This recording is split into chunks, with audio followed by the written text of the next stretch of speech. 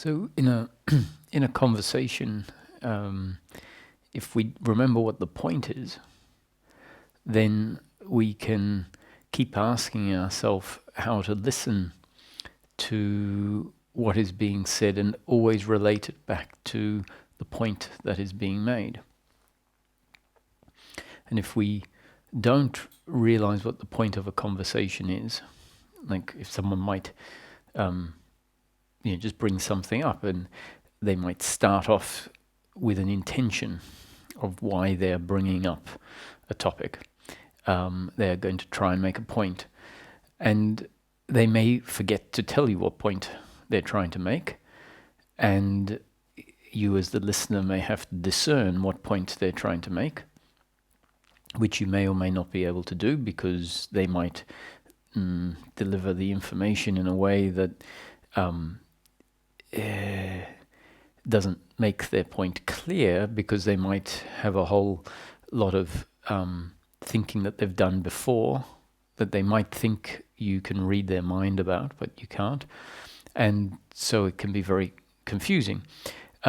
What can also happen is that the listener can miss what point they're making, even if the speaker specifically outlines the point, and then the listener is listening to what is being said without a frame of reference. So understanding the point of a conversation is very important, because it means that it allows the intellect to remain focused focused on what is being said relative to the point trying to be made. And in these teachings, the point is very much peace of mind, unbroken peace of mind for the human being in daily living. And unbroken peace of mind for the human being in daily living is described as, or called, happiness for the human being. Really, that's saying that happiness for the human being on a continuous, unbroken basis is available in the form of continuous, unbroken peace of mind. And continuous, unbroken peace of mind is not a feeling. It isn't a pleasurable feeling, but rather it is the absence of the uncomfortableness that is so common in life and arises in life. And it's that uncomfortableness which we can describe as a psychological uncomfortableness with oneself, or suffering, is an extra layer of uncomfortableness that is mental and exists on top of the pleasure or pain of the flow of life. And peace of mind is simply the absence of that extra layer of uncomfortableness. So the pleasure and pain of the flow of life is going to remain. That's just life unfolding, and it's always going to be sometimes pleasure and sometimes pain. And peace of mind is the absence of the noise. And I don't mean physical noise, I mean a mental noise, which is essentially the psychological me in action that is really fighting life, fighting the other.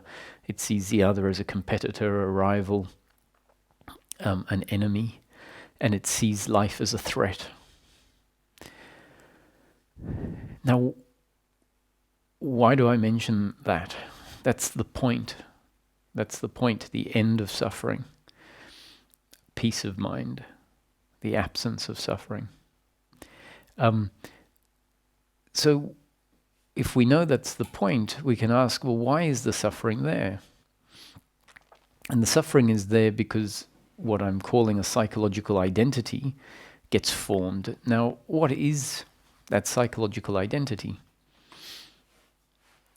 The psychological identity, for the purpose of the discussion of peace of mind, so it might not be that this actually really in technical terms is what the psychological identity is, but I think it's important for us to look at it like this relative to this point of peace of mind and daily living. So the psychological identity is essentially a structure.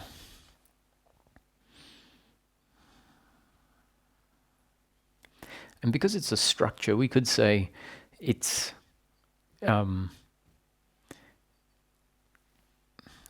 it's real, not in the absolute sense, because actually at other times we'll say it's not real because of what its content, the content in the structure, the belief within the structure is a false belief.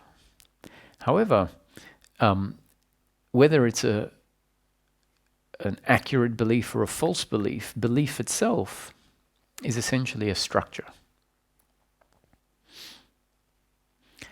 And because we're looking at ourselves as a human being on the level of daily living, we need to look at ourselves by and large as a biological entity.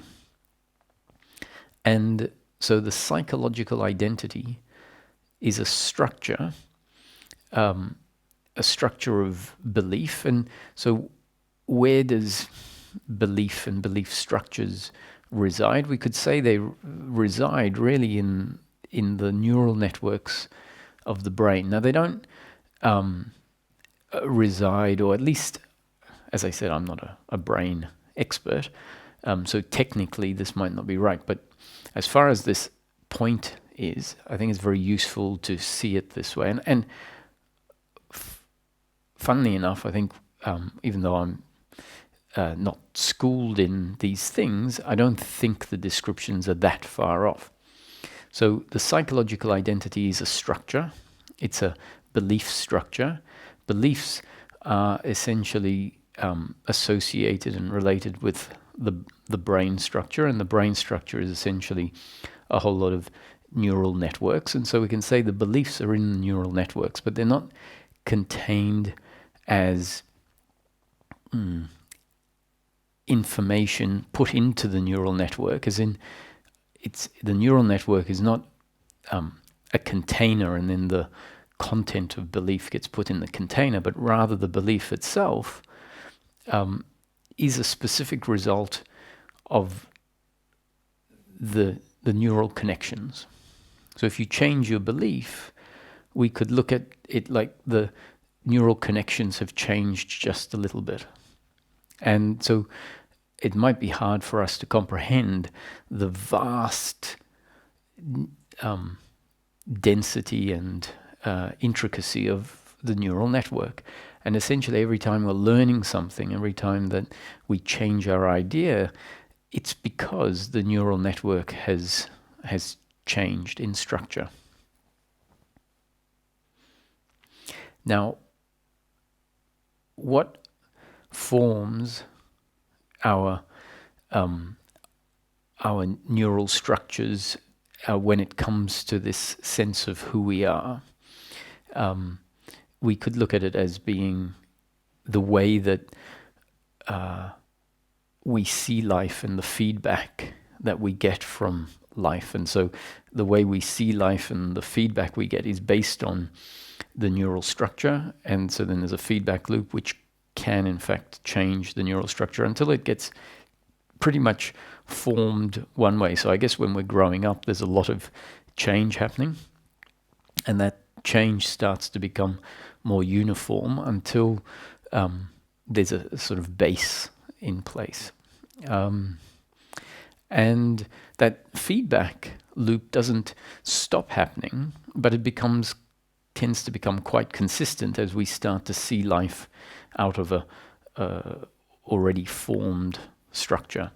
And so it takes something new and significant to come in to change that structure. But really, as soon as we understand something differently, especially if what we understand or information we receive is radically different in terms of what it means to, let's say, life overall, that new information can change the structure quite significantly. But let's also bear in mind that the structure has been put in place by a repeated feedback loop that confirms the structure. So it may be that structure doesn't change easily. Now, that's also a result of how we receive the information. So we could get some information in that isn't opposed by a really ingrained, strong structure. And so the structure changes quickly because the information is received because the structure isn't sort of pushing it out. And some, I guess, structures, some beliefs, which are turned into this psychological me, have the effect of essentially making some information non-palatable. And basically, the information won't resonate. And if information doesn't resonate, it has less capacity to be absorbed. So this belief structure will sort of set up in itself defenses that push away information that is challenging to it or doesn't resonate with it. And this is part of the reason why spiritual teachings will or won't resonate with us, and it's part of the reason why it feels like life delivers exactly what we need at exactly the right time. Not because life is delivering exactly what we need at the right time, but rather because life is always delivering so much, and so much is being discarded as not relevant on what we could call a subconscious level. So we don't even realize that this filtering is happening.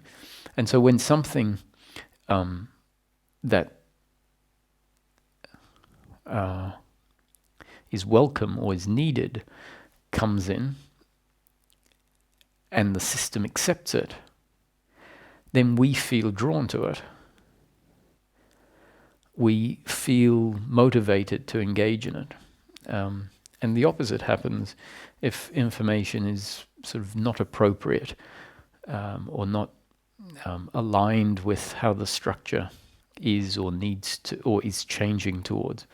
If that's the case, it will sound unappealing and we won't spend much time on it.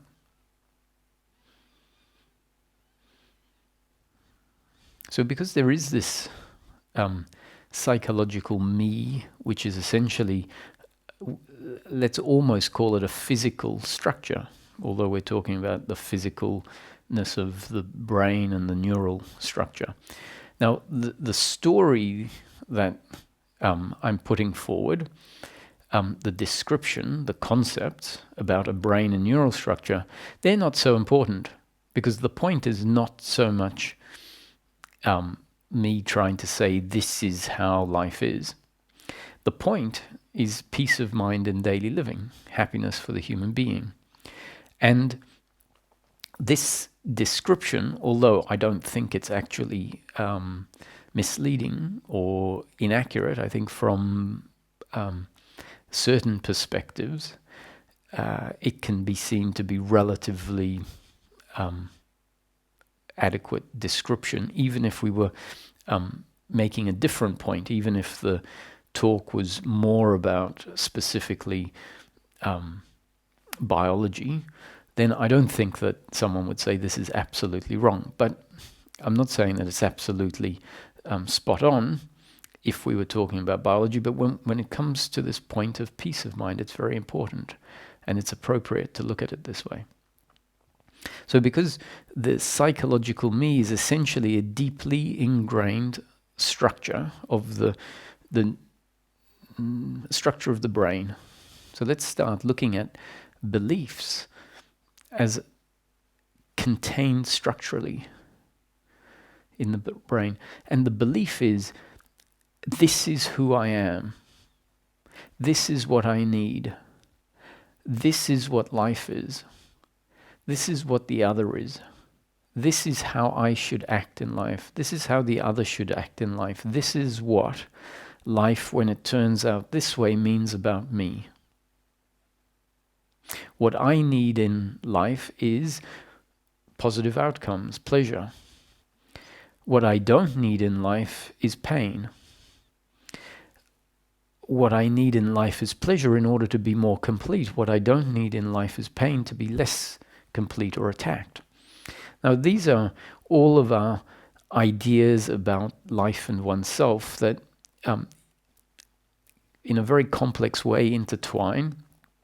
And underneath, for example, what I need is pleasure, there will be a whole range of specific pleasures that we think we need, those things that we think are important to us, that feel important to us. So for some people it's material gain and money, for other people it's art or humanitarian efforts. And even within those broad categories, there will be a whole lot of subsets, which are essentially all of our attachments to preferences. So our preferences and then our attachment, which says this is what will make life okay. And so that complex structure is actually in place. And that's why we find it impossible, in a sense, to stop ourselves from thinking and feeling a certain way. So when we start looking at suffering, and remember, peace of mind is the absence or the falling away of suffering. And the concept that would be that's put forward in the teaching says the deeply ingrained sense of self, the psychological me, is essentially resting on two general premises, two general beliefs that underlie the psychological me, and that is that I am primarily a physical organism that is in control of everything I think, feel, say, and do. And that's what we refer to this belief in personal doership. And so that is an idea of myself as being a separate entity that has complete control and volition over everything that over how it functions and how it thinks and how it feels. The assumption is, okay, so once I was born, I was thrown out and I'm now separate and on my own and an independent entity. And so that idea of ourself sort of creates, if it's not a real, it might, let's say that's not accurate, it has now created a psychological separation around the human being. So the human being sees themselves as separate because there is a belief that says I am a separate, independent entity in control of everything I think, feel, say, and do. So the belief in personal doership engenders a separation. It has to come with a separation from the others, and more importantly, from life and source. It's basically saying there's nothing that is controlling me. I am the controller. So I can't be connected to anything. Otherwise, I wouldn't be in control if I'm connected to something. Something else would be powering me or feeding me. And so the psychological me believes itself to be insulated and separate. And secondly, not only does it believe it to be the personal doer, which means I am the one that controls this entity, but that I require outcomes in order to be satisfied, content, complete, fulfilled in life. So the uncomfortableness that is there by default, as when this psychological me is in place, is believed and it's concluded, so that it becomes part of this psychological me, that the uncomfortableness is there because life isn't perfect yet, because I haven't got where I need to go. So the assumption is the uncomfortableness is because I need to rearrange the pieces on the board. Whereas in fact, the uncomfortableness is much more primary than that. It exists because this psychological me, which is not ever going to feel comfortable, in fact, it is inherently uncomfortable because it exists. So the uncomfortableness is not because of circumstance, but because this psychological me is put in place, which means because this specific neural setup is in place.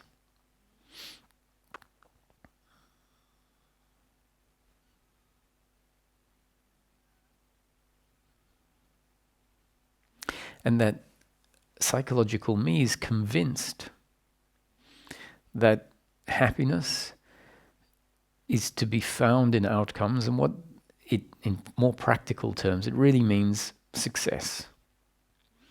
Being the best, being above the rest, being recognized, achieving outcomes that will set us apart.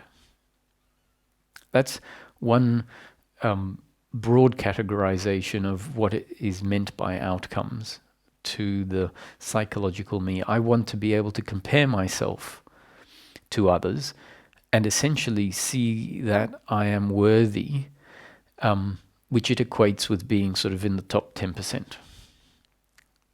And for someone else, it might be, oh, I'll be happy with being in the top 30%. But there is a place where we will say, okay, that's good enough. And that place means to the individual being better than others and being able to feel good about oneself because of one's achievements. So often the uncomfortableness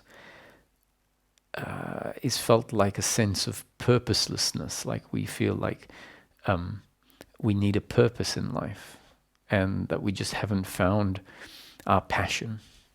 And the reason that that's what we feel is because the uncomfortableness is there, and then we're convinced that the uncomfortableness is because I haven't proved myself, and that if I prove myself, the uncomfortableness will go away. And so automatically we're desiring purpose. And so it then feels like I don't have a purpose, and when I find my purpose, everything will be okay. So creating things is something we're often drawn to, being creative, wanting to invent something. All of these things, wanting to be special, they're there because they give us a psychological solution, which happens to be the wrong psychological solution, but we don't realize it. The psychological me doesn't realize that that solution is wrong. It has set it up as being right. So when life unfolds, and if we don't find ourselves outperforming, the fact that we haven't outperformed can become a source of further uncomfortableness with oneself. So if we see our friends and neighbors moving ahead in terms of material progression, that can be a source of feeling like we really aren't keeping up with the Joneses. We really aren't good enough. And if the psychological me is convinced that that's where happiness is to be found, then that's going to be the feeling.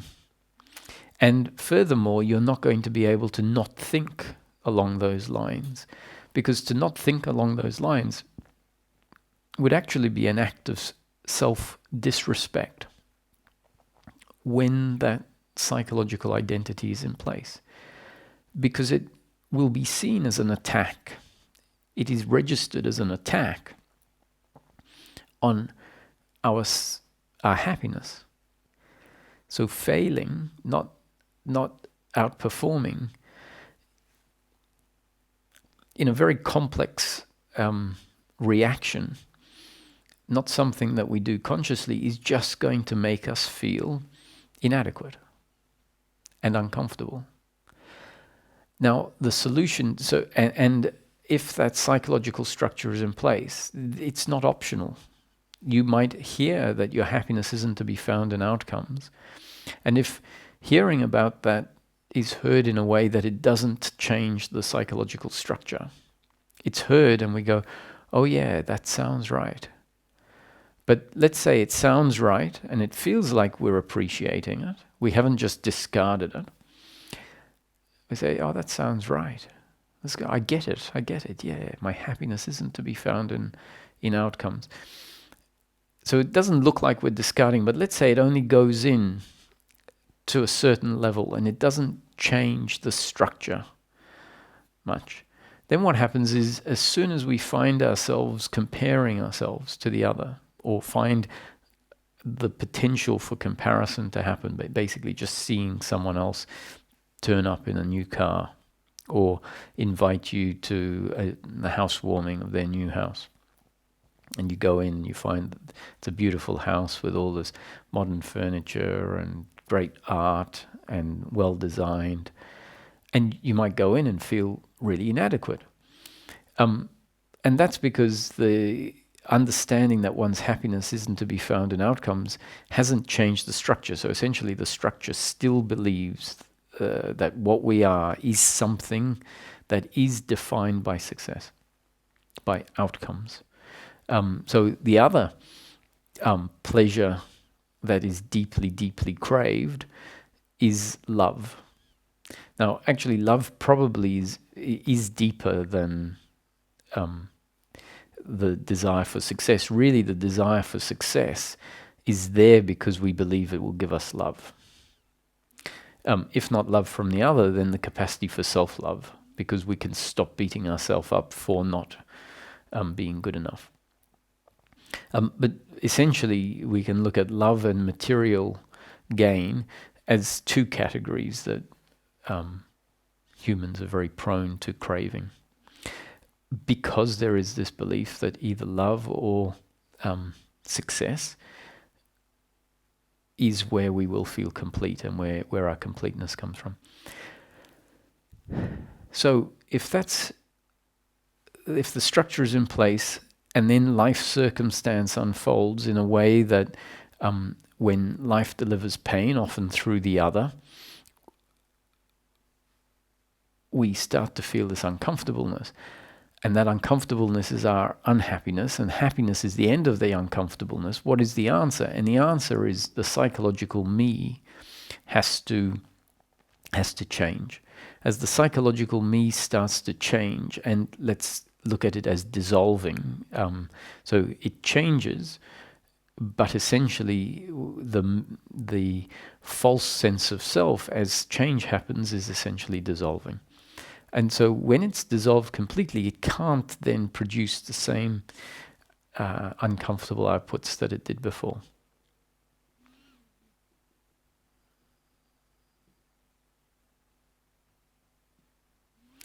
And this change is reliant on us really starting to deeply see, deeply acknowledge, not just giving it lip service or thinking about it in a rudimentary way, but because we might think about something in a rudimentary way and think we're really deeply thinking about it. But we need to go deep in and say, I acknowledge, I really don't understand what is being said because the suffering is happening, and I really need to understand this. I really need to deeply get it. And the teachings are saying what we really are at our core is contentment, is peace, is free from suffering. That the human being is not going to feel content, fulfilled, and at peace because of success, because of love, because of material gain. And similarly, if those things are taken away from us, if we are connected to the core of who we are, the removal of those things is not an attack on who we really are.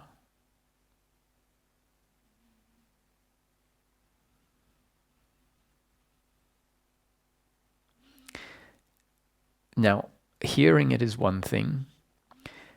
Understanding it in a way that changes the ingrained identities is another thing, but it starts with the deepening, starts with understanding it intellectually, and then investigating it, contemplating it, hearing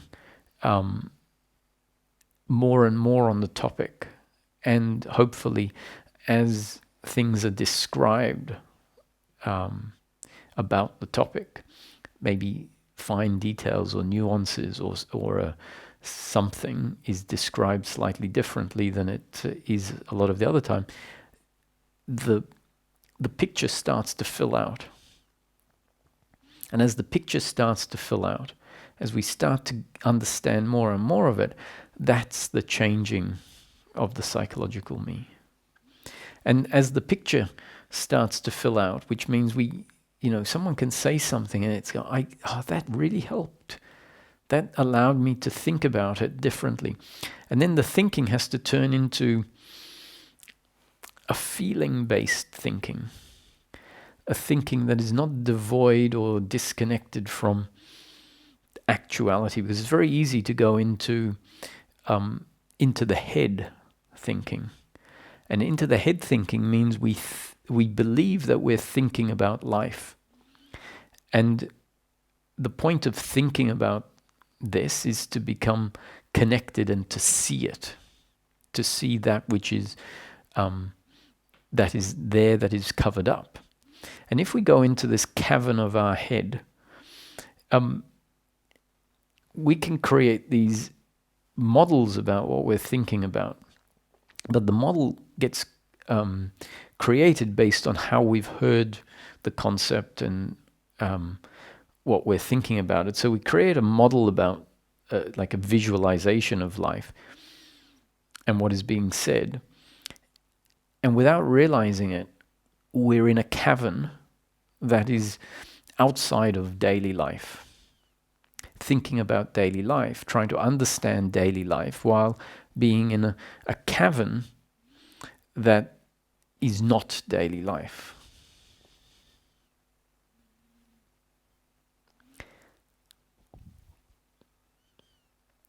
And so this thinking, still thinking, but while being on the body level, is a very significant shift that happens. And until it's described that we can be in a thinking cavern in the head and be really thinking about daily life, but not in it, and therefore getting it wrong on the fine detail. Whereas if we're in it and we're thinking about it while looking at the dynamics of daily life, then our thinking is influenced by the details we're actually seeing while investigating daily life. And this hit me while I was seeking this phenomena of being lost in thinking without realizing that we're lost in a cavern, which is often referred to in the head.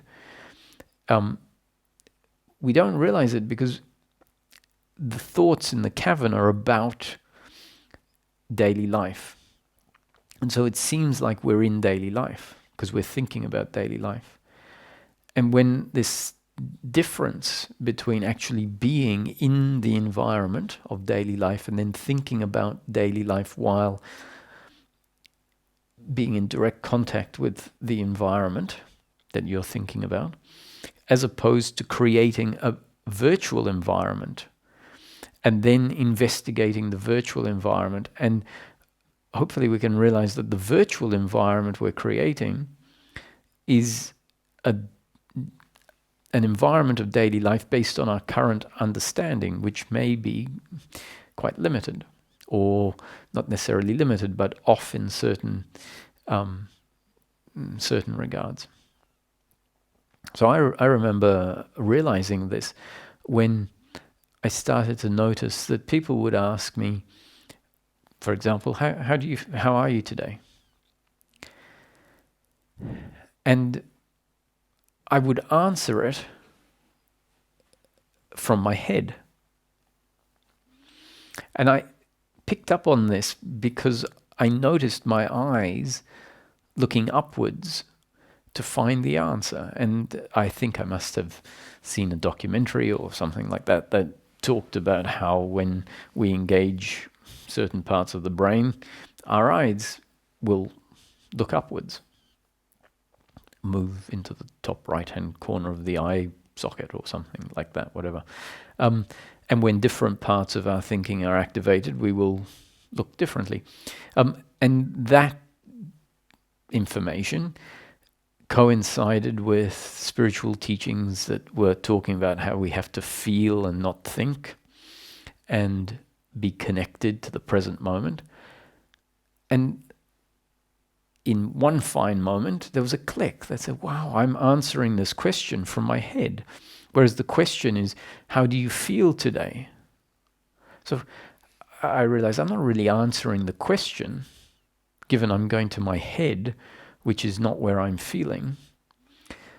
And I realized that the answer would not be really an accurate answer, but rather a social answer, which is really much to do with strategy of the mind, or and so I thought, if we're being authentic, if this aim is to be keeping it real, to be connected to the present, and that the body is a doorway to that, then I thought, well, I should answer the question accurately. Now the point is not about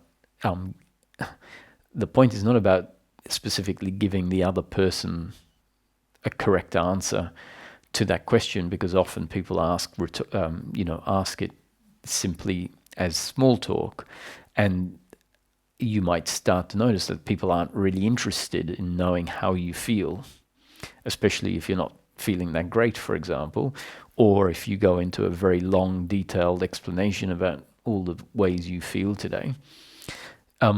So it may not be socially appropriate to answer the question from feeling. However, when you're looking at authenticity for yourself and you realize, at least in principle, where authenticity is being missed, it can become very useful to say, oh, at least I need to practice feeling and knowing an answer to that question, whether it's appropriate to give or not in the circumstance. I can discern in the actual moment, but I need to become skilled at being able to answer the question based on feeling.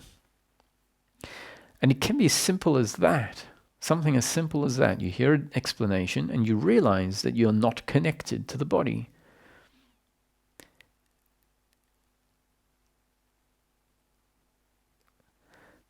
And that can help bring a shift to connecting into the body,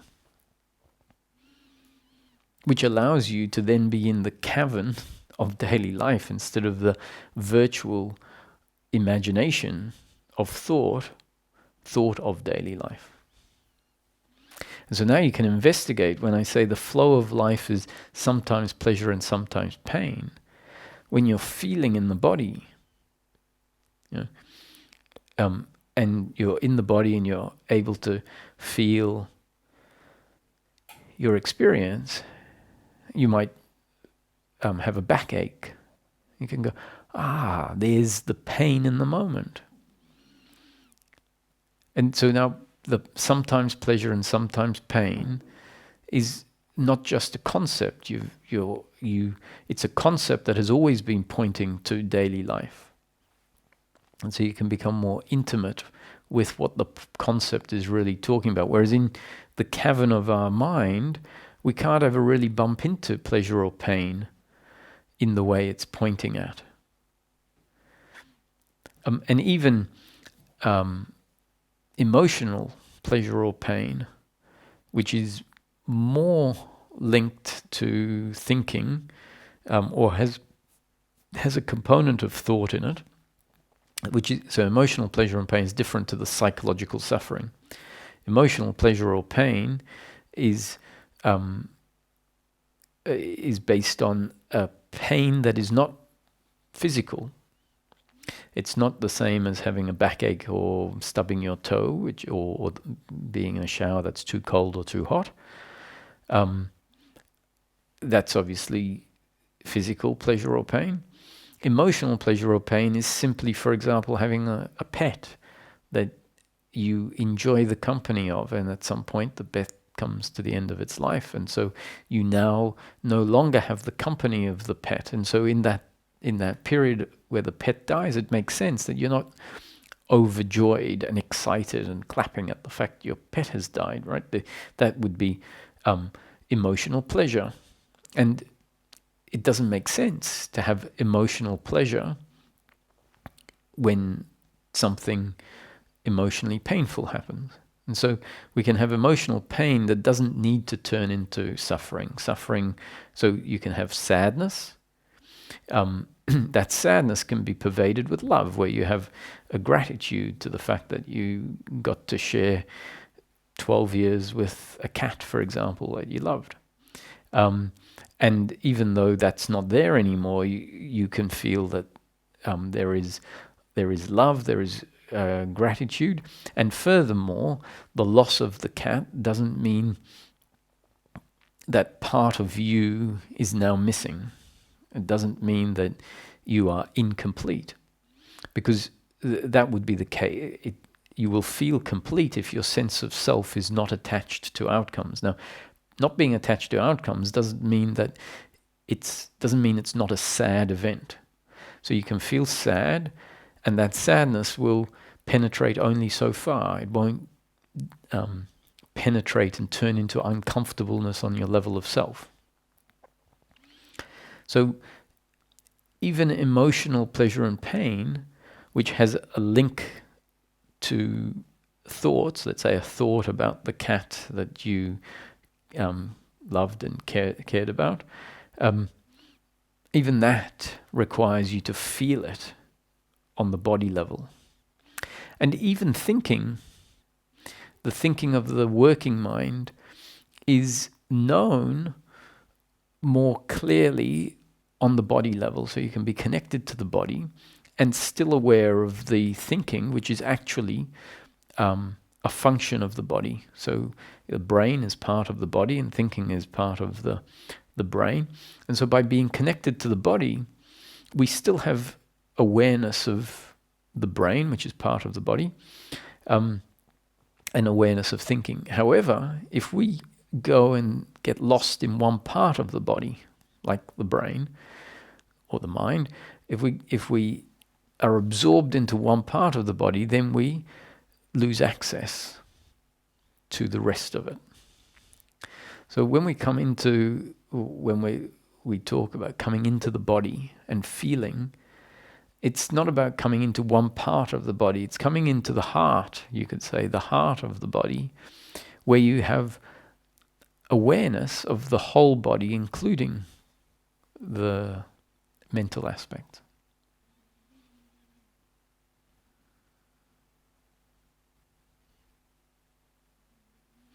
And so it's from this place that we can start to investigate the concepts and hear the concepts in a way that has more capacity to sink in deeper and deeper. And as the concepts, as the understanding, as the appreciation of what's being pointed at starts to develop, that's where the psychological me really starts to change. And so if we find ourselves drawn in to a teaching where it becomes the priority, so if you find yourself seeking when suffering arises, unfortunately, and so this isn't a criticism in the sense of you are not good enough as a doer, it's more a discernment or a description. If someone is drawn into seeking only when they start to suffer, and then when the suffering isn't there, seeking becomes irrelevant and they're off trying to get pleasure and pain, that's a sign of, ripe is a term that's used to describe the earnest seeker, which really means not because of their,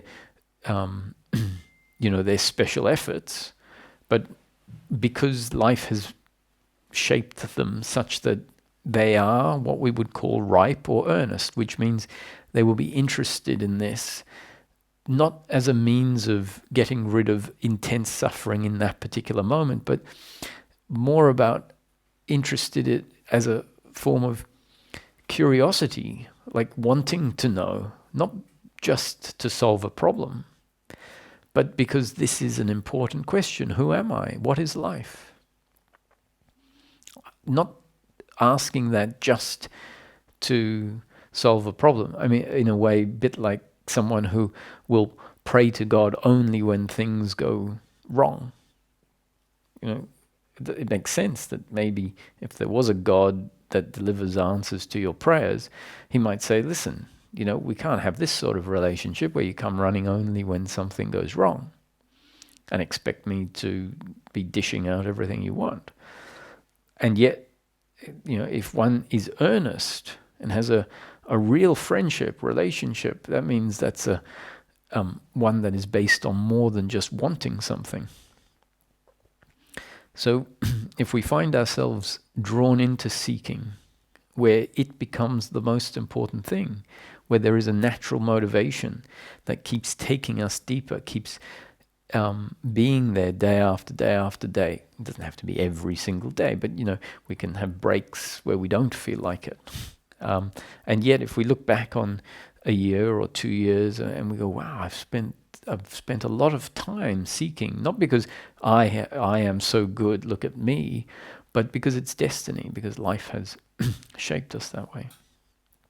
So if that's happening, that's earnest seeking, and that's the sort of seeking that has results, because it's repetitive, because it's wearing off layer after layer. It's hopefully allowing us to see life more and more as it's described in the pointers.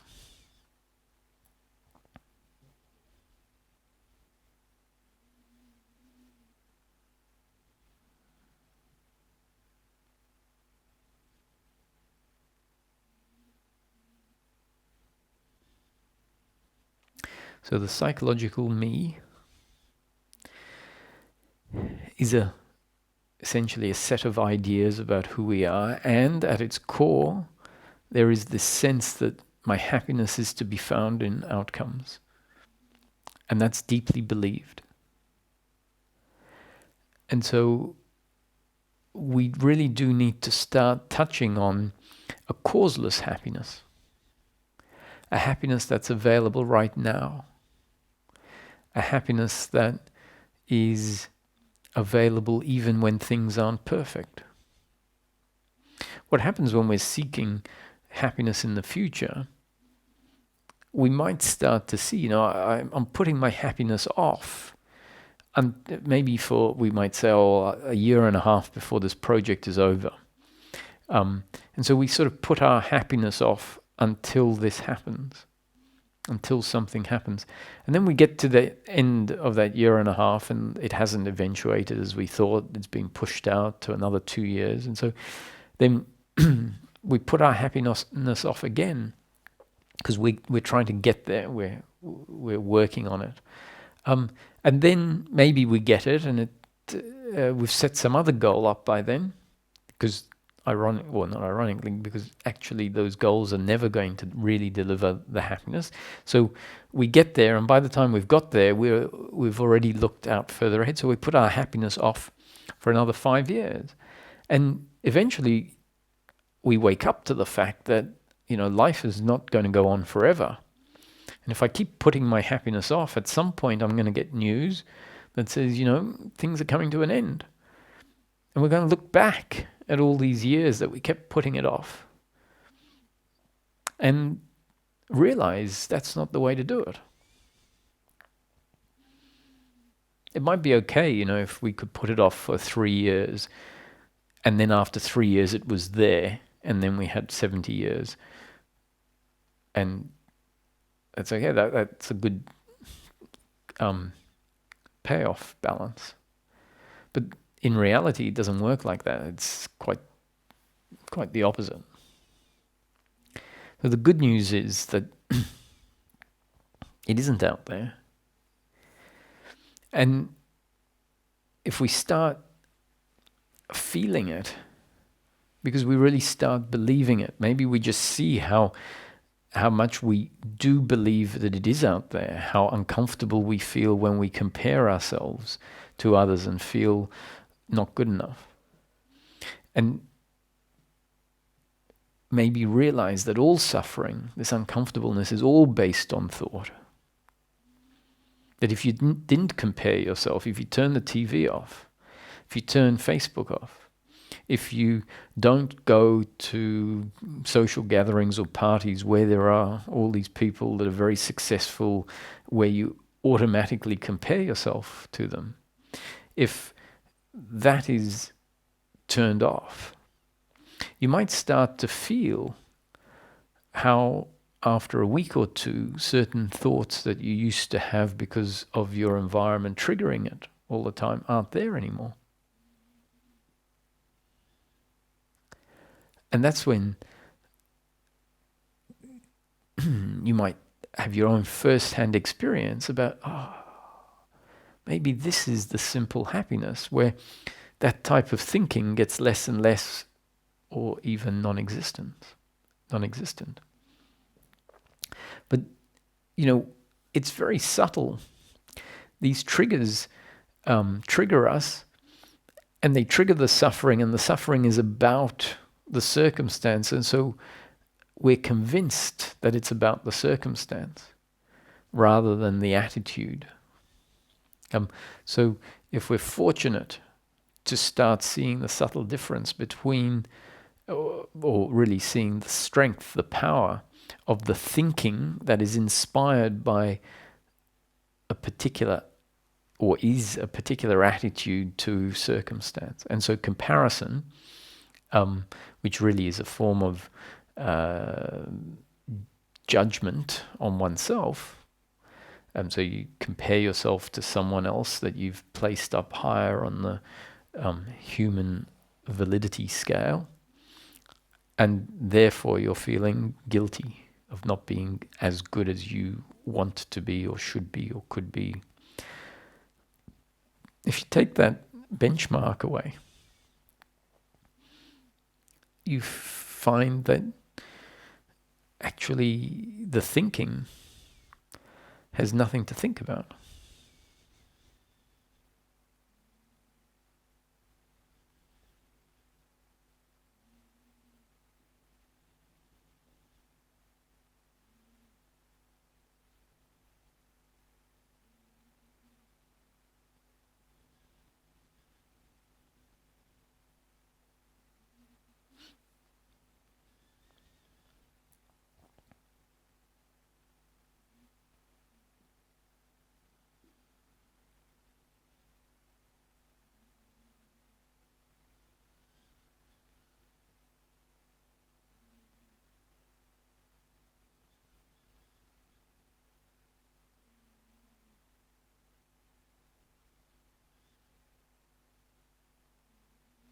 We might actually find ourselves resting in the present moment, where we start appreciating the fact that I exist. This may highlight to us how our thinking, the thinking of the psychological me, that which we can call the thinking mind, which is distinct from the working mind that is functional thinking. And functional thinking doesn't include this uncomfortableness of oneself in it. We might start to see that the thinking mind thinking is essentially looking at everything we don't have and ignoring everything we have. Everything we have includes our health, if we're healthy. It includes the very fact that we're here, that I exist. And if our thinking about circumstance, and as if circumstance is the most important, as that starts to fall away, that which we already have, that which is given, the air to breathe. Imagine if air wasn't here, then we'd have a real problem. Then we'd have something to complain about. God's given us air. Every moment it's given to us. The sense of existence, meaning the aliveness that and the functioning of the body, is here.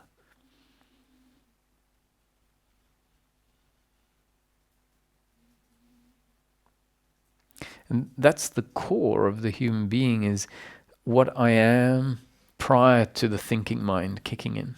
So the thinking mind is essentially a veil of uncomfortableness based on an idea of who I am that is missing what I really am. The majority of what the human being is being taken for granted and ignored. So if we come back to what we are, and in the present moment, we might realize that life itself, just being alive, is more than enough.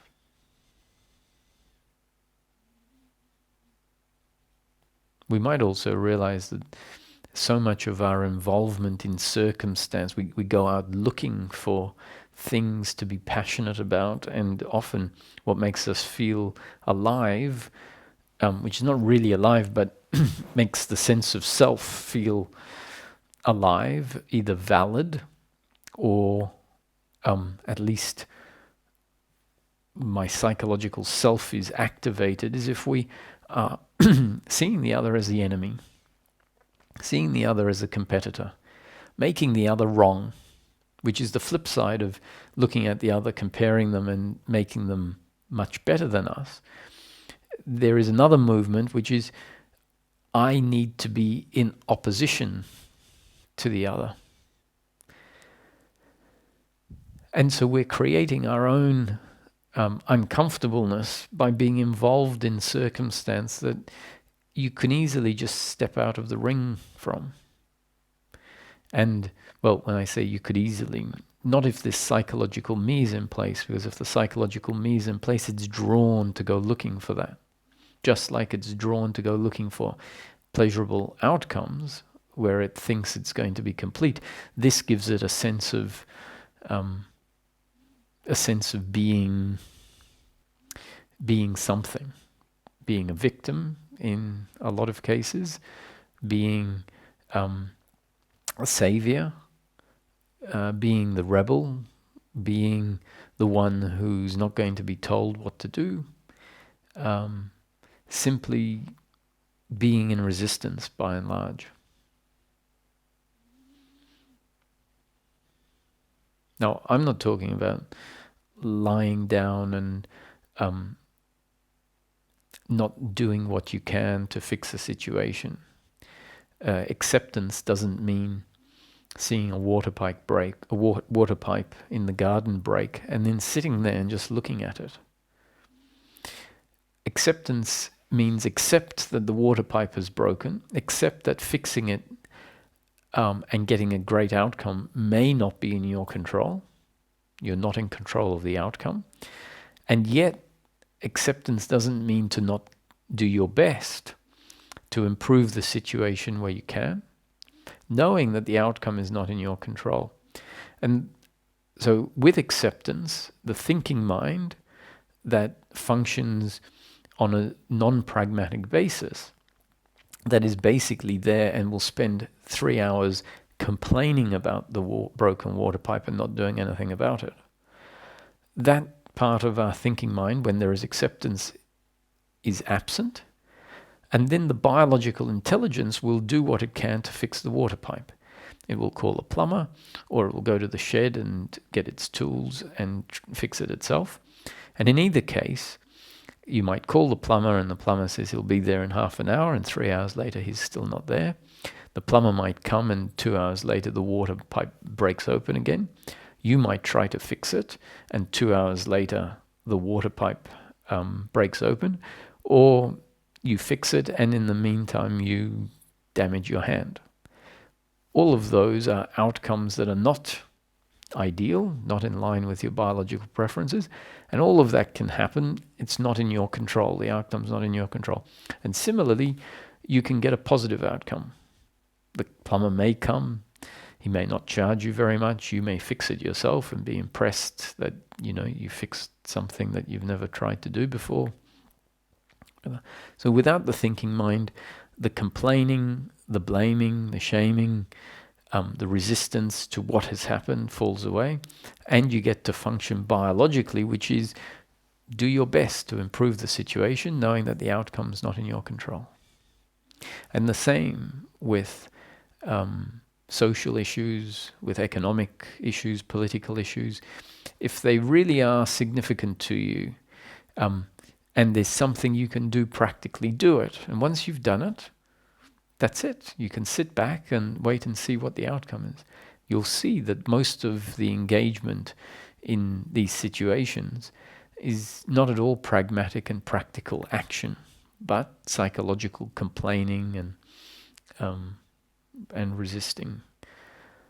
Usually because it may have an impact on us in terms of delivering something we don't like, and instead of seeing that even so it may be a good result overall, we're not interested in looking at the bigger picture, and we're just resisting it because of a short-term pain that it's delivering.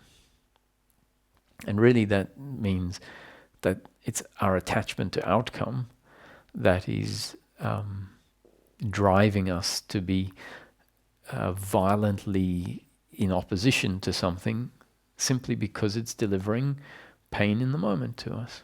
And pain in the moment is part of life. And a lot of time it's inevitable. As I said, if there's something you can do to change pain into pleasure, to improve a situation, by all means do it. But understand that you're not necessarily always going to be able to turn pain into pleasure. And at some point, once you've done what you can, sitting back, understanding you've done what you can, and understanding it's destiny for, in this situation, there to be pain in the moment.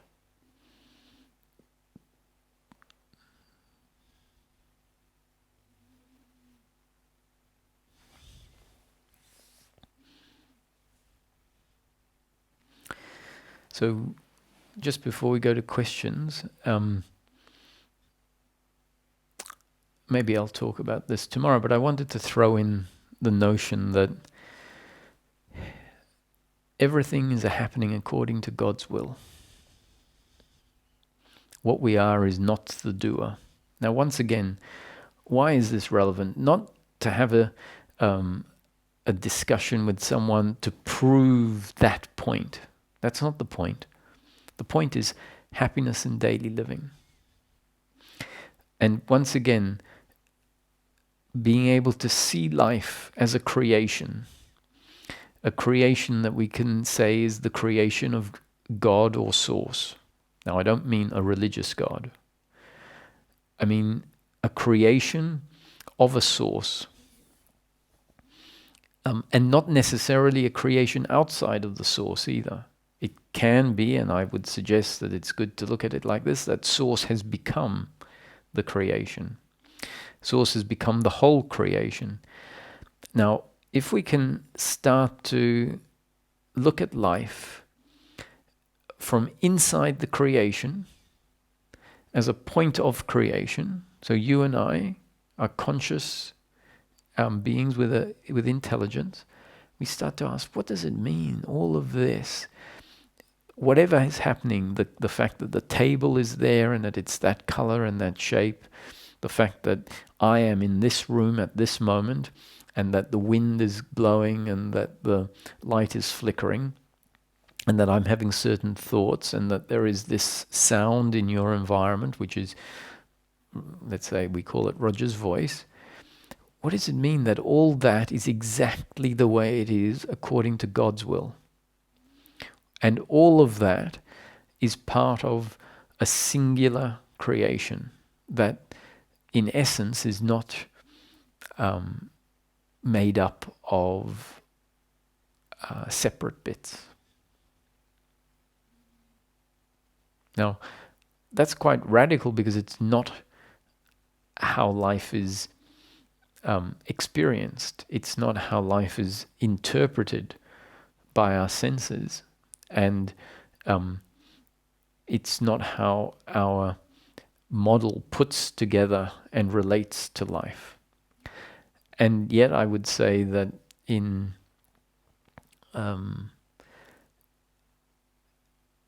spiritual seeking, as it becomes more and more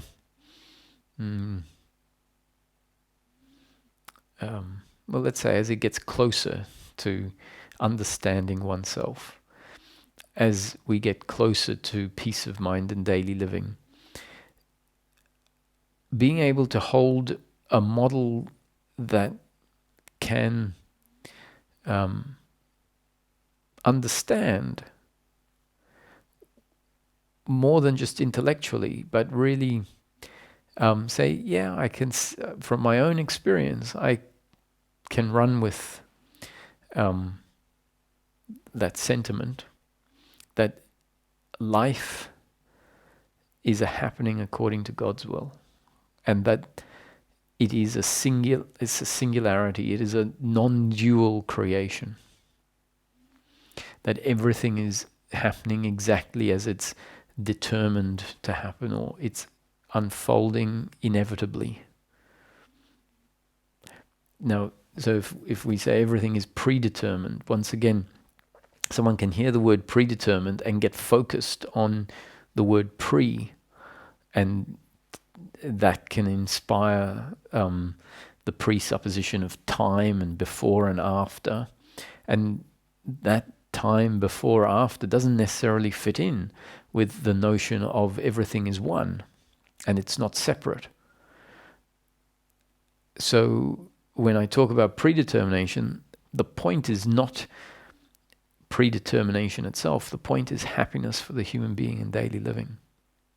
And remember, happiness in daily living is very much related to this psychological identity, because the psychological identity, which is a structure that has been put in place because of how we experience life, how we know life, how we know life is not separate from that structure. And that structure, which is how we know life, how we've come to know ourselves in life, is responsible, or is why uncomfortableness in the form of guilt, blame, pride, worry, and expectation arises. And so if the point is peace of mind, then let's remember that, because peace of mind is very relevant to the structure, in fact relevant in such a way that when the structure dissolves, we have peace of mind, because the structure being there, the psychological structure, the neural structure in this explanation, when that's there, there is suffering, which is the opposite of peace of mind, or what disturbs the peace of mind, that which fills the space that can be silent and still. So predetermination is a very important concept relevant to, or relative to, the point, which is peace of mind in daily living. And everything happening exactly as it's happening in this moment, all according to God's will. This needs to be an attitude that we start developing, fostering, inquiring into. How can it be? And it's got a lot to do with understanding that the nature of life, the nature of experience, is not physical. That what we interpret as and relate to as a physical world is not exactly that. That the bird flying across the horizon, the sound of the bird singing, or the dog barking, or the cars hooting, all of that is not physical. The tree is not physical. The room is not physical.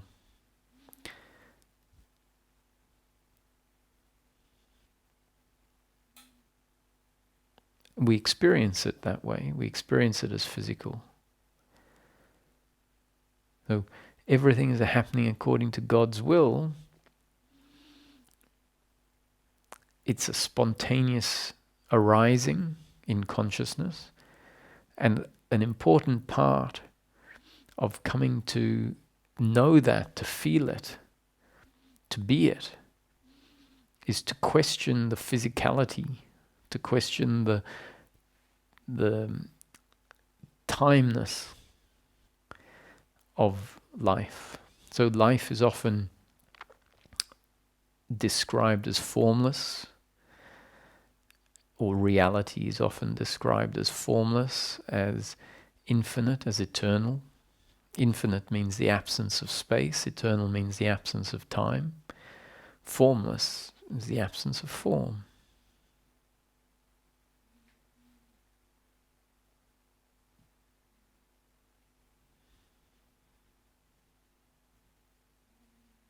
How is it that all of this embodies those attributes? All of life is an arising inside of awareness, made of awareness, witnessed by awareness. The physicality is an experience known by awareness.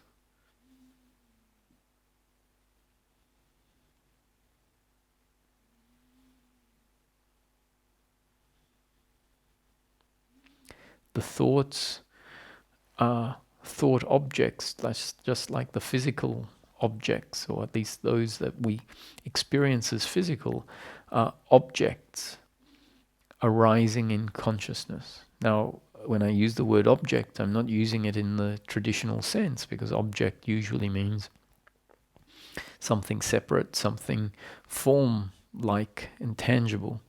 So I'm using the word objects, sight objects, sound objects, physical objects, as objects of consciousness or objects of awareness. Not separate from awareness, made of awareness. Now, the psychological me is deeply ingrained because life has been seen a particular way. So the seeing of life a particular way has resulted in a deeply ingrained psychological me. Seeing life radically differently, questioning, having that which we assume to be true shown to be not as true as we might have thought, can coexist or coincide with a radical change of the sense of the psychological me. And if the psychological me gets rattled and changed, the psychological suffering changes.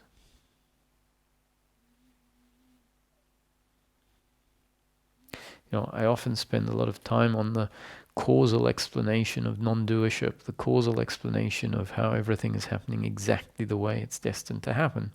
And if I talk about causality, by default we might find ourselves simultaneously reinforcing the notion of physicality, the notion of time, as an absolute, as absolute in and of themselves. So when we talk about life is predetermined, or happening according to God's will, on the one hand, I don't like doing it because it's sort of a bit like a belief. And someone can just believe it and say, you know, you keep telling us it's predetermined according to God's will. And I, Roger, don't like putting unsubstantiated claims forward. One of the big problems is that we have believed, our brain has formed structures that are a certain way because the brain has assumed things to be absolute, and often what it believes to be absolute is based on a sort of cursory acceptance of what it's been told, and a cursory assessment of life. Cursory meaning on the surface, really, not going very deep. And so it's the dissolving of belief that that leads to significant change. And so I tend not to like to just put out broad statements that humans are prone to believe. And yet, if you put in too much explanation, and the explanation that is needed in order for something to be understood without it being belief, is usually detailed and causal. So if we only go that route, then that in itself can keep us within a certain paradigm. So open up to the looking at life with an openness that is aware. So come into the body, be aware of life with an openness where everything is seen as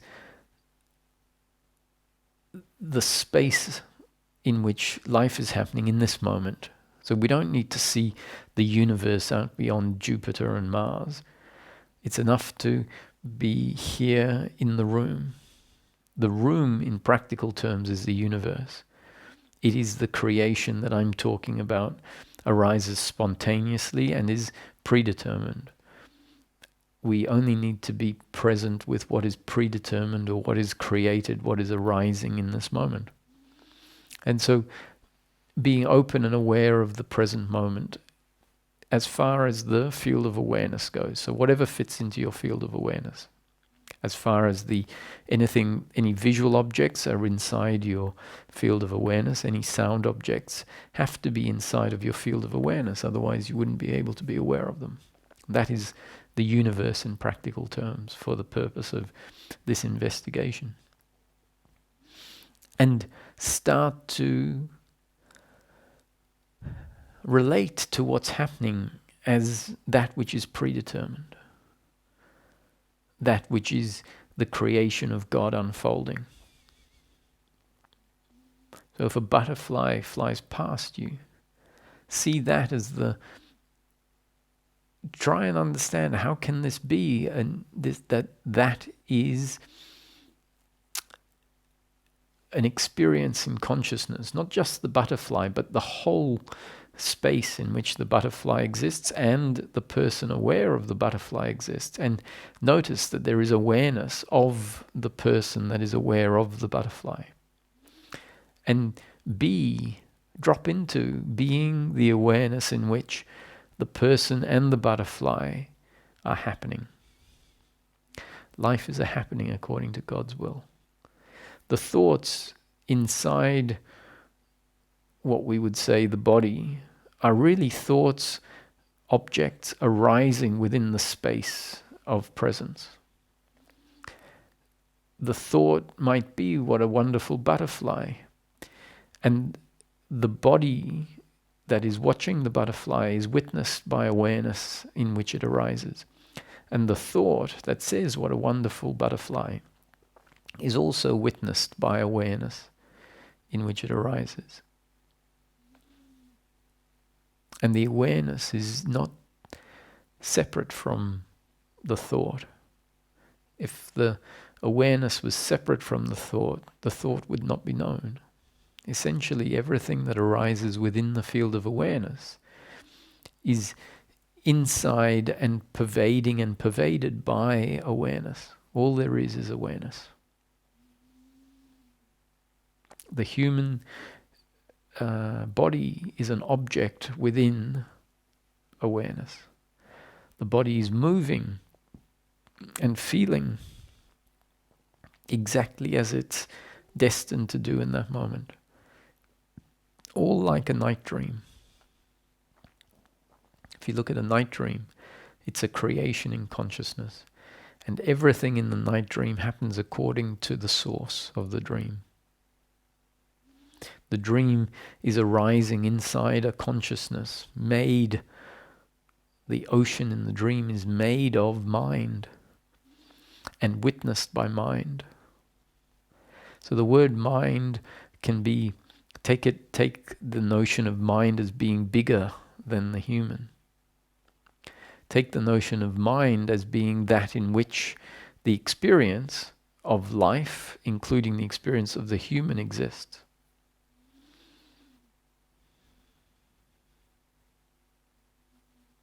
And we're so used to assuming that the human has a mind.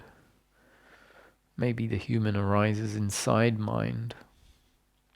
And in this context, mind would be a synonym for awareness. The nature of mind is awareness.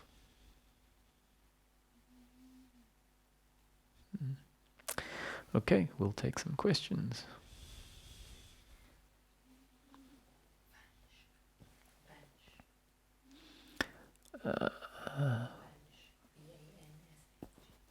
Hi, Vensh.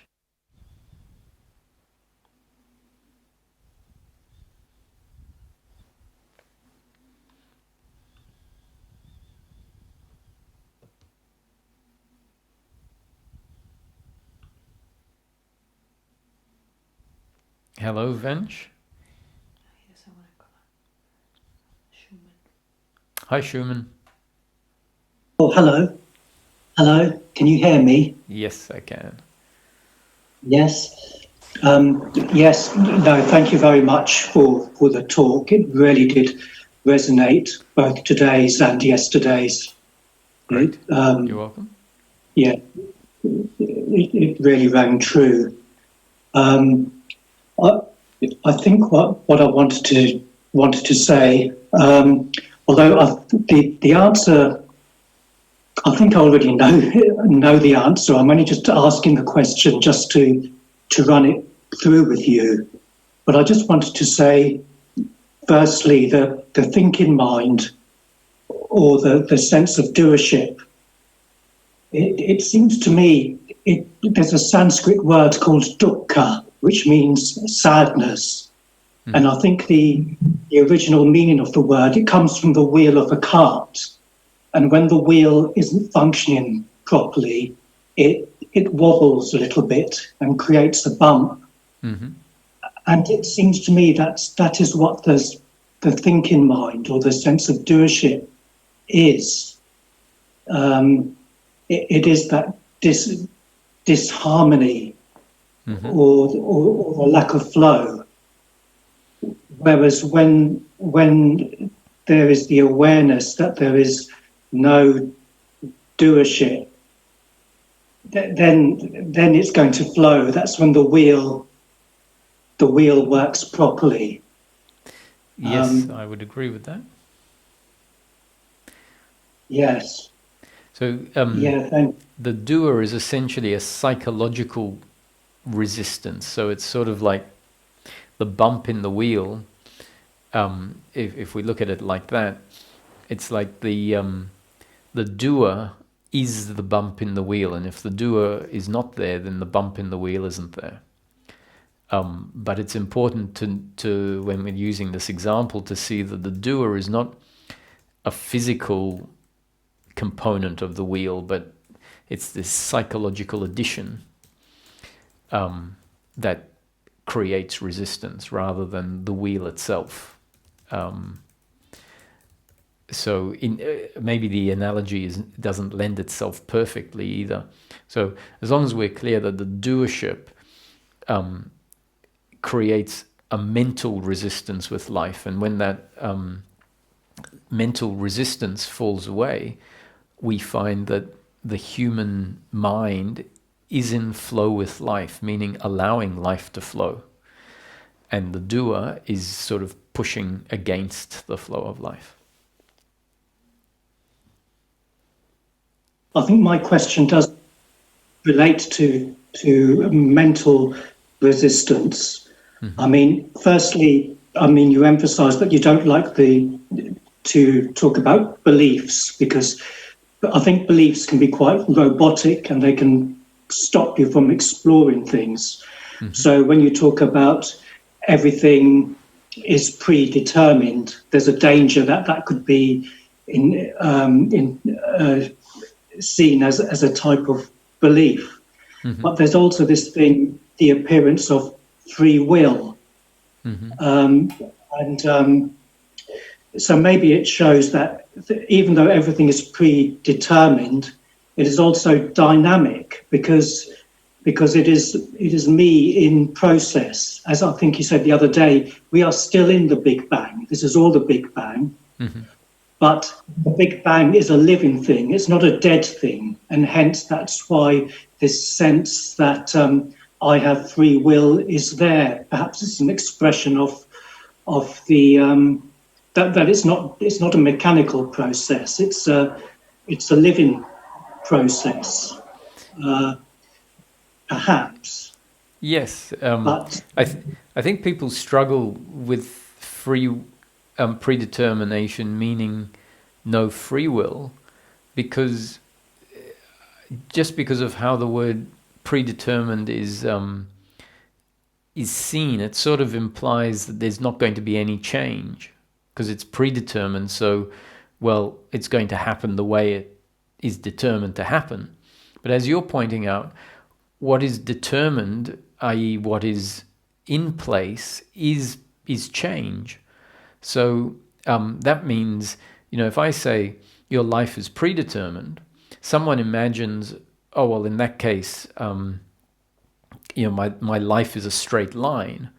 But on that line, essentially, at some point, the person, because it's predetermined, might have the thought, I'm going to go to university.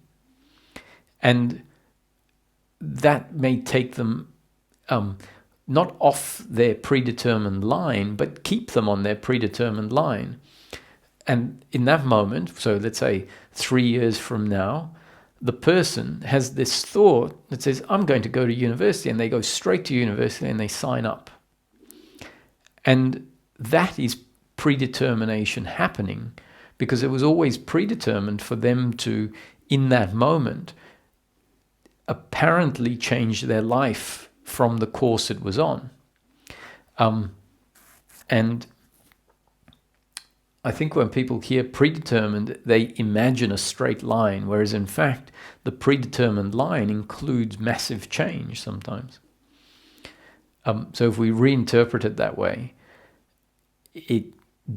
and people say, but people often say, but we have some wiggle room in there of free will. And the reason that they say there's some wiggle room is because they know from their experience that in any moment they can have this wild thought that says, I'm going to, go back to university at age 50, let's say. And they say, well, that's my free will. I can do that if I want. And I say, well, you can't. It's either all predetermined or it's not at all predetermined.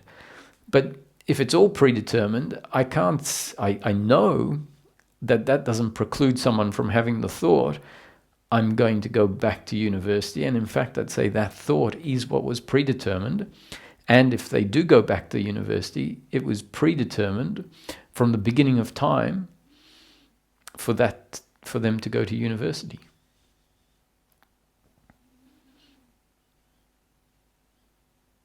That is the sense that I get. There is just one thing, but I think I've got in a way, you've communicated the answer, but because it's a problem that I've had for quite a while, I just want to run it with you. And that is, it's just a fear of where we're going. And I probably overthought this, but we do live in a dualistic world with a lot of cruelty, and cruelty also implies manipulation. And I have brought up this thing about the Gnostics, but the Gnostics were killed by the Romans. Every single one of them was murdered, and all their texts were destroyed, except for the Nag Hammadi, which somehow survived in Egypt in an earthenware jar. It was discovered in the 1940s. And it's not just the Romans. I think the ancient Chinese did the same thing. They persecuted certain spiritual groups, and they had to go underground. They don't mind religions with a structure so much because they can be incorporated into the political structure. But things which become like non-duality, where there's no clear authority or priests, sometimes that can be a challenge to the powers that be. And my worry is, at this point of time, we're quite pluralistic, and so I don't think there's any problem with non-duality. There's probably people even at the higher echelons of government who are very much into non-duality. But my only worry is, and this is due to a video with Ray Kurzweil, the chief executive of Google, who was talking about the way humans are going to move forward. And he predicted, it might be a bit, his prediction is probably a bit too quick, I think, but he believes that by 2030, we will be able to just think a thought to Google and Google will give us the answer. And I think that that's not something to be welcome, because potentially the powers that be will know exactly what you're thinking. And later in 2045, he talks about merging with the, going into a virtual world where you'll have virtual bodies and things like that. And a completely different sense of self. Once again, an emphasis on, going deeper into another illusion. And it is I've probably overthought this, but it's my worry, because our society is dysfunctional in terms of the cruelty, the big gap between the rich and poor. It needs dysfunctional people, or people who have a sense of self-identity for it to run. Whereas if you have people who are really healthy, who begin to see through the illusion, they're the type of people that society doesn't want, which is probably why the Romans destroyed the Gnostics. And I thought it could be done at a more sophisticated level with the use of technology, where people are encouraged to be identified, this time with a virtual self and things like that. But then again, I'm also thinking everything ultimately is also God's will anyway. It's not in my control, but it is a fear. That is a fear that runs through at the back of my mind. I just wanted to say that. Yeah. So one of the very powerful question, I guess it is, and it becomes something that arises inside us. So it can be a question that I throw at you, and it can also be something that starts arising within you, and that is, who cares? So the question I can ask is, who cares? And it's a very nice thing when you play with it. Who cares? Because it's when it arises inside of us, it can arise as who cares? It's not important, and it's very authentic when it arises inside of us. Who cares? It's usually a response to seeing our thinking mind turning something that our true self really doesn't care about, and seeing how the thinking mind can grab something that the thinking mind thinks is important and turn it into a fear, let's say, or a thinking point that the thinking mind gets obsessed about. And hopefully we can start to feel when it's turning into suffering, because often we don't feel the thinking mind as suffering until we start to become more finely tuned and our attention lands on it. And then, these fears that we have tend to be fears about the future. And they can seem like they're very valid concerns. from a certain perspective. But the truth is they're disturbing our sense of being here now, because it will come in and it will make the future what's relevant. And that thinking and that fear,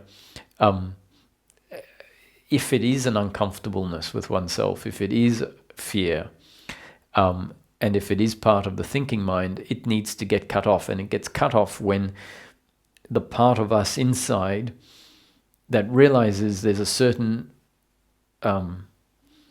scope of thinking that really is based on ignorance, an ignorance of not knowing oneself, not knowing the part of oneself. And that's when it gets spotted, inside it says, actually, who cares? And so if I ask you the question now, who cares? It's different. No, I'm not saying who cares like I don't really have a big concern about that. That's my internal feeling.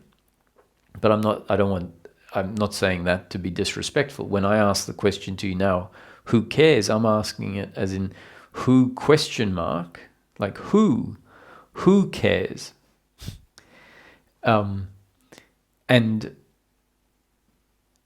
you'll find that you might say, well, I care. And I say, who is this I that cares?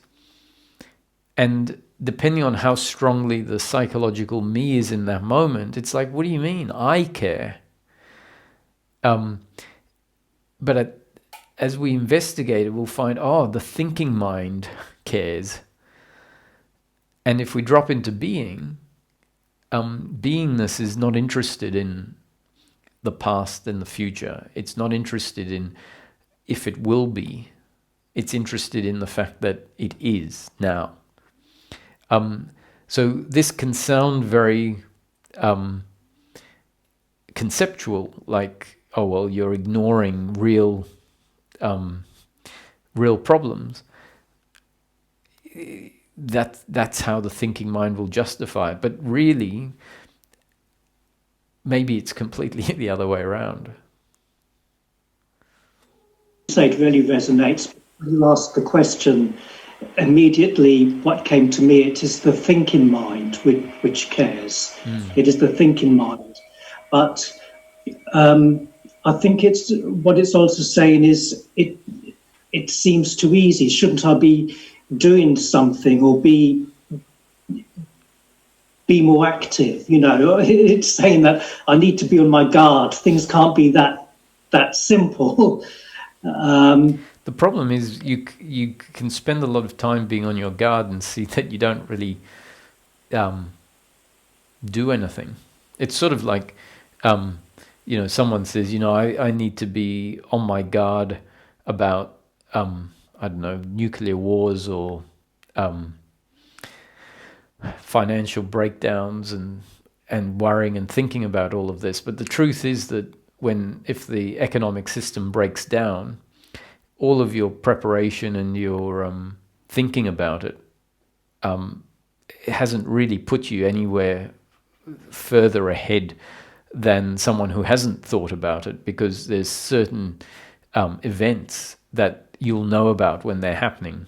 And so, sure, if your thinking has prepared you in the sense that you have a bunker that is nuclear war-proof and you have food and all of that, that's a different sort of preparation. That's like a pragmatic preparation. Not that I think that the nuclear war, if it happens, is going to turn out just like you imagine it will and your preparations will work. The likelihood is you've spent 20 years preparing and it doesn't work. Yeah. So my point being is, if you are going to feel like you need to do something, make sure it's not just worrying, but rather that the worrying is actually making a pragmatic difference. And the truth is, for a lot of these big questions, there just isn't anything you can do. So having said it's the thinking mind, what you've pointed out is an observation and a discernment that can very much fit into the working mind category as well, as long as it then doesn't turn into, oh my God, what am I going to do? Because the truth is that civilizations have been developing and then crashing on a fairly regular cycle for, thousands of years. And the peak of a civilization and then the crash of a civilization includes often the burning of all of the intellectual texts and the collapse of culture, and then it needs to be sort of reinvented by and large by the next wave. And so what we are doing is in large part reinventing what's already been invented, realized, and burnt through the collapse of civilizations. The only difference is that previous civilizations, I think, have had intellectual superiority over where we are, as in terms of deep realizations, but within a less developed world of technology. So the technology is continuing to get more advanced. So as time goes on, civilizations become more complex in a way. But I don't think that the wisdom that developed in previous civilizations is necessarily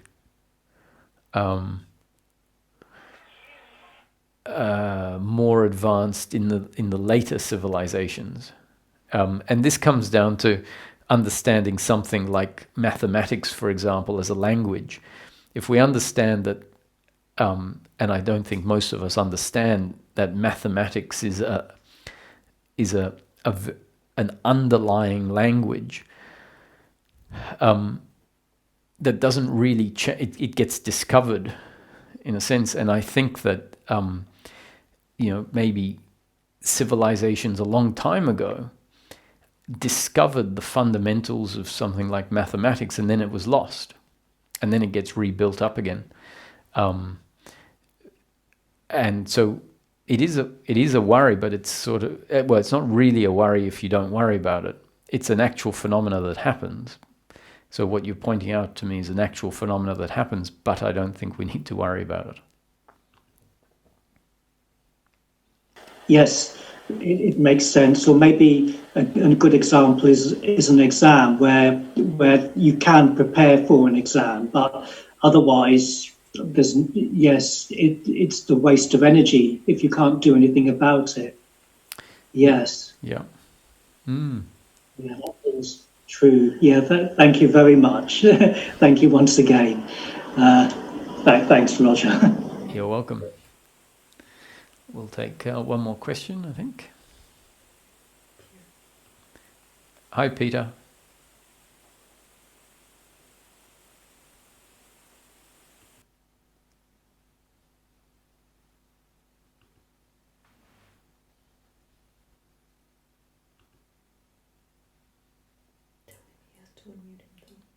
I think you have. Okay, here I've got you now.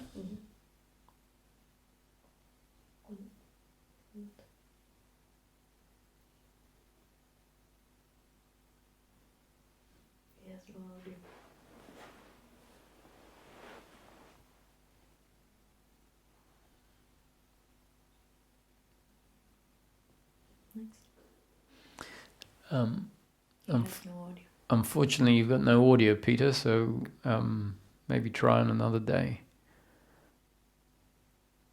Okay, who's next? Purnor. Hi, Purnor.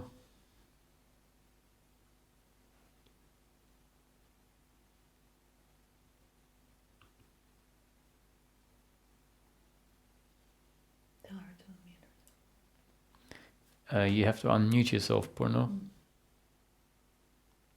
Can you hear me now? Yes, I can.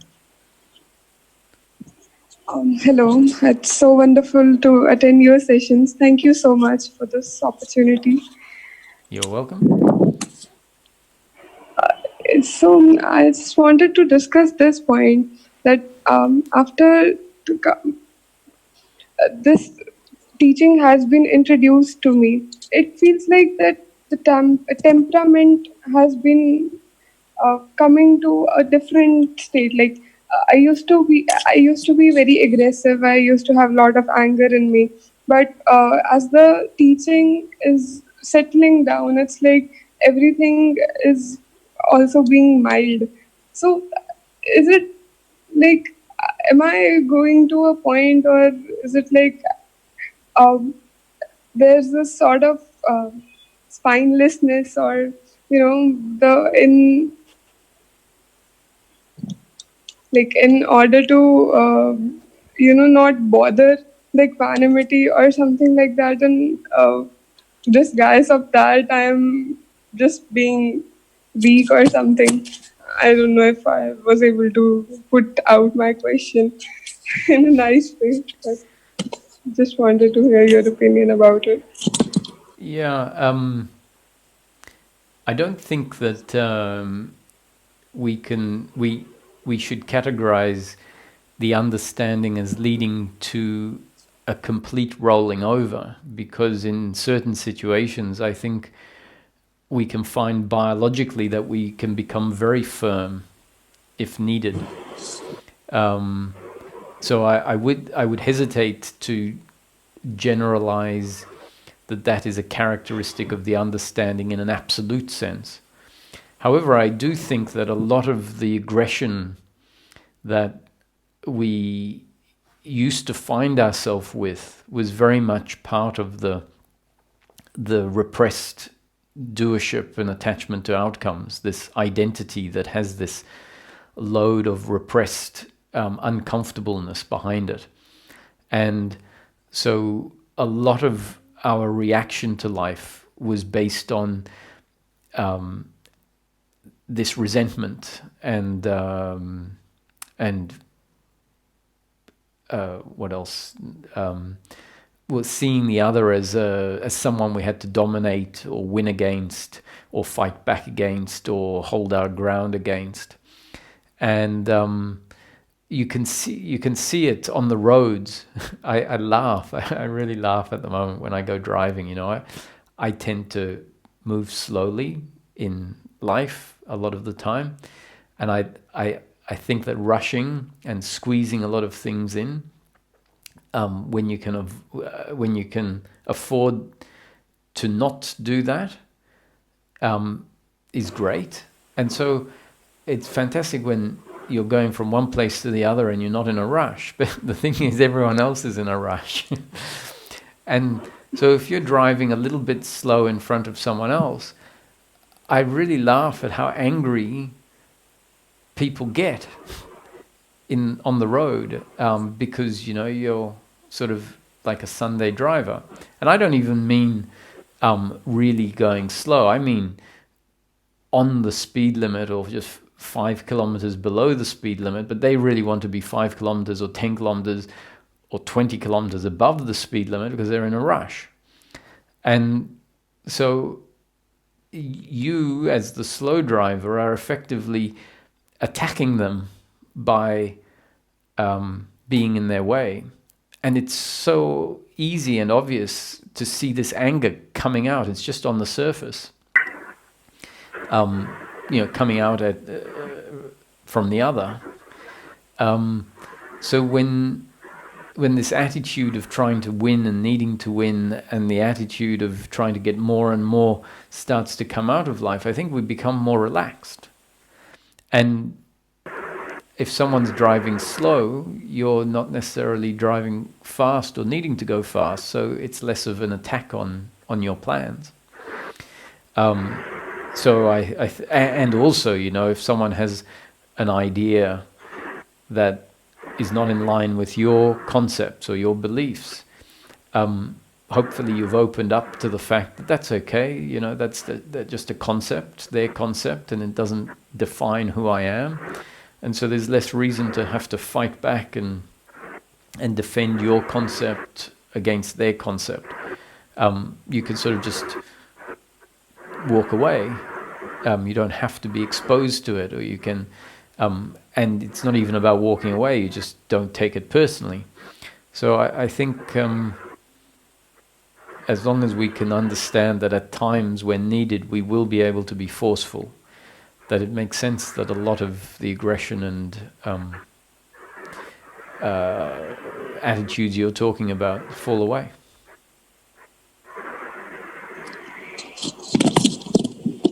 Okay. Thank you so much. You're welcome. So thanks for joining, and we'll be back, well, not tomorrow, but on Saturday.